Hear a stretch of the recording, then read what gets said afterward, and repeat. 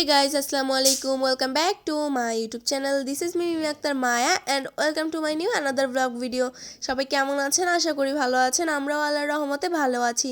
তো আজকে আবারও হাজির হলাম নতুন আরেকটি ব্লগ ভিডিও নিয়ে। আর এই ব্লগটির জন্য আমরা প্রতি একটা বছর ওয়েট করি, কারণ প্রতি বছর আমার আব্বুর অফিসিয়ালভাবে একটা পিকনিক হয়। এই পিকনিকের ব্লগটা আমি এর আগেও আমার ইউটিউব চ্যানেলে আপলোড দিয়েছি, আপনারা হয়তোবা দেখে থাকবেন, আর যদি না দেখে থাকেন আমার ইউটিউব চ্যানেল গিয়ে দেখে আসতে পারেন।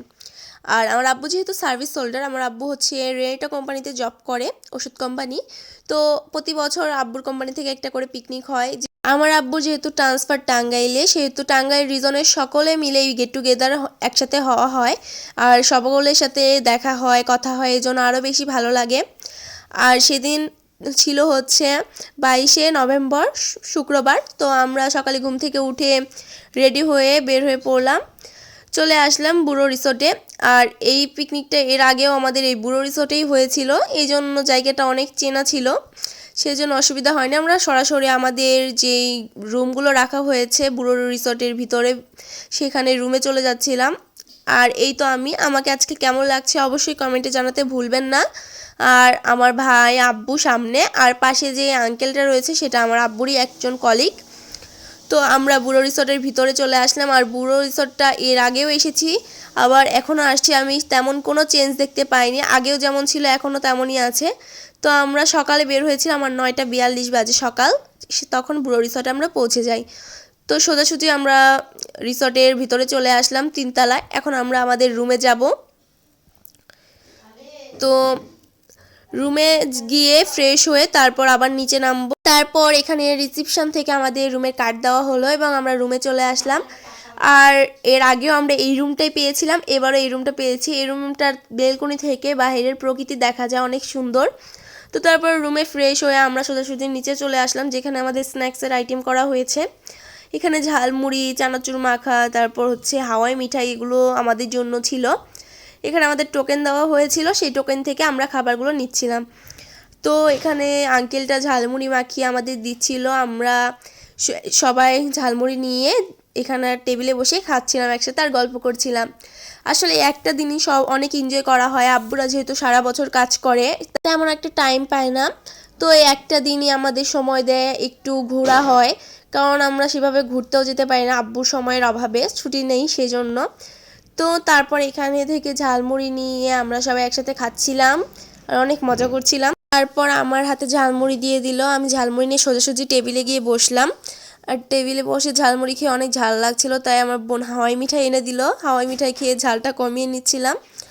আর এখানে শুধু আমরা না, বললাম না, টাঙ্গাইল ফুল রিজন যতগুলো কলিগ আছে সবাই একসাথে হয় এই দিনটাতে। তো অনেক মানুষ ছিল। তারপর গতবারও ঘুরেছি, এবারও একটু ঘুরতে বের হলাম যে রিসোর্টটা কেমন কি চেঞ্জ হয়েছে বা কি হয়েছে। তো আমি তেমন কোনো চেঞ্জ পাইনি, আগের মতোই রয়েছে, তেমনই ক্লিন এবং তেমনই সুন্দর প্রকৃতি। আমার কাছে এই প্রকৃতিটা অনেক বেশি ভালো লাগে। আর আমি এখানে রিলস বানাচ্ছিলাম, আর আমার আম্মু ভিডিও নিয়েছে পিছন থেকে। আর আমার ভাই তো এই দিনটার জন্য অনেক বেশি এক্সাইটেড থাকে, সে একটু খোলামেলা জায়গা পায় ঘোরার জন্য। আর গতবার এই পেছনের সাইডটা, মানে রিসোর্টের পেছনের সাইডটা আমার ঘোরা হয়েছিল না, তাই এবার ভাবলাম যে পেছনের সাইডটা ঘোরা যাক। তো আরেকটা কথা, এই জায়গাটা আমার বোনের জন্য একদমই নতুন, কারণ এর আগের বছর পিকনিকের সময় আমার বোন আমাদের গ্রামের বাড়িতে ছিল, আমার নানুর কাছে, সে এখানে ছিল না, এই জন্য গতবার পিকনিকে আসতে পারেনি। কিন্তু ও এবার অনেক বেশি এক্সাইটেড ছিল পিকনিকে আসার জন্য। তো ও সম্পূর্ণ জায়গাটা ঘুরে ঘুরে দেখছিল কোথায় কী আছে, আর আমি দেখে আমার তেমন এক্সাইটমেন্ট ছিল না, তবু আমি অনেক বেশি এক্সাইটেড ছিলাম আমাদের এই ফাংশনটার জন্য। তারপর আব্বুর গরম লাগছিল দেখে আব্বু কোটটা খুলে আমার হাতে দিল, আমি সেইটাই হাতে নিয়ে দাঁড়িয়েছিলাম আর ফোন নিয়ে ব্যস্ত ছিলাম। আর আমার আম্মুই আমার ব্লগের সব ভিডিওগুলো নিয়েছে, আমি তেমন কিছুই ভিডিও নিতে পারিনি। আর এখানে আমার আব্বু, আমার বোন, ভাই আগে আগে যাচ্ছিল সুইমিং পুলের দিকটায়। তারপর পুরো জায়গাটা ঘুরে দেখছিলাম। আর আজকে ব্লগটা কেমন লেগেছে অবশ্যই আমার কমেন্টে জানাতে ভুলবেন না। আমার চ্যানেলটি সাবস্ক্রাইব করবেন, আর যদি সাবস্ক্রাইব অলরেডি করে থাকেন তাদেরকে অসংখ্য ধন্যবাদ। আর আমি পুরো রিসোর্টটা ঘোরার সময় আমার আম্মুকে শুধু জ্বালাচ্ছিলাম যে আমাকে ছবি তুলে দাও, এই করো সেই করো, কোথায় ভালো পিকচার আসছে। তো আমার আম্মু এই দিক থেকে অনেক বেশি ধৈর্যশীল, যে আমার সবগুলো ছবি সুন্দর করে করে তুলে দিয়েছে। তারপর সোজাসুজি চলে আসলাম লাঞ্চ করতে, আমাদের প্রায় 2টা বেজে গিয়েছে ঘুরতে ঘুরতে। তো তারপর লাঞ্চ করতে টেবিলে বসে পড়লাম, এখনও তেমন কেউ আসেনি। আর লাঞ্চ করতে এসে আমি ফোন নিয়ে ব্যস্ত। তো তারপর এখানে আসলাম, আব্বু টোকেন বের করছিল, কারণ আমাদের যত খাবার আইটেম আছে সব কিছু টোকেন দিয়ে নিতে হবে, এটা একদম রুলস হিসেবে দেওয়া হয়েছে। আর আমরা খেতে বসেছি একদম নিরিবিলি পরিবেশে, সামনে দেখলে যাচ্ছিল। তো তারপর আমি আব্বু টোকেন দিয়ে খাবারগুলো নিয়ে আসলাম, কারণ আর টোকেন ছাড়া কোনো খাবারই নেওয়া যাবে না, এটা একটি রুলস বলতে গেলে। তো তারপর আমি আব্বু খাবারগুলো নিয়ে আসলাম, কারণ আব্বু এতগুলো খাবার একসাথে নিয়ে আসতে পারতো না। আর একই টেবিলে আমার আব্বুর আরেকটা কলিগ খেতে বসেছে একসাথে। তো আর পিছনে সব আঙ্কেলরা দাঁড়িয়ে আছে খাবার নেওয়ার জন্য।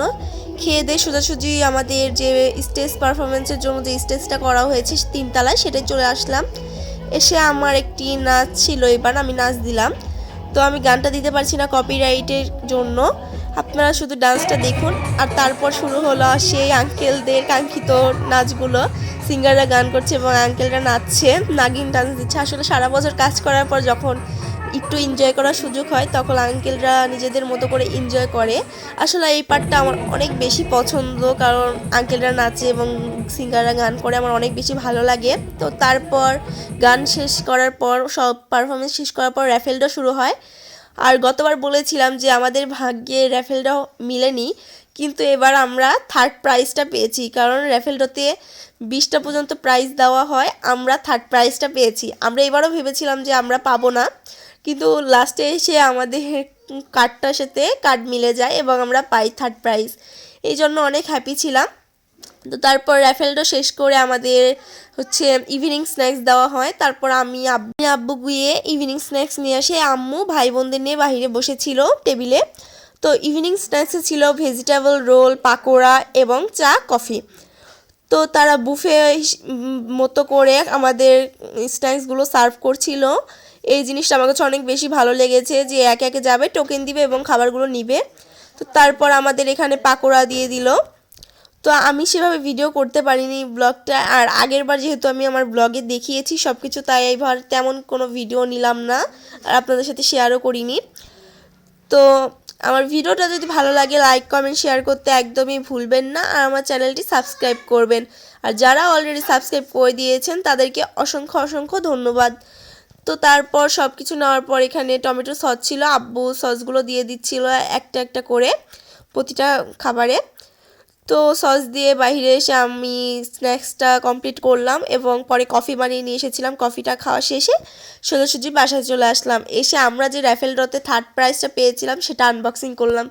আর ভিতরে ছিল ইলেকট্রিক ওভেন, যেটা আমি রিসেন্টলি কেনার জন্য অনেক বেশি চেষ্টা করেছি, কিন্তু টাইমের অভাবে যাওয়া হয়নি এবং কেনা হয়নি, কারণ আমার কেকের বিজনেসের জন্য ইলেকট্রিক ওভেন অনেক বেশি প্রয়োজন ছিল। আর ফাইনালি সেটা আমি পেয়ে গিয়েছি র্যাফেল ড্রতে, তাই অনেক বেশি হ্যাপি ছিলাম। এটা আমার আব্বু পেয়েছে। তো আজকের মতো ব্লগটা ছিল এই পর্যন্ত, সবাই ভালো থাকবেন, আল্লাহ হাফেজ।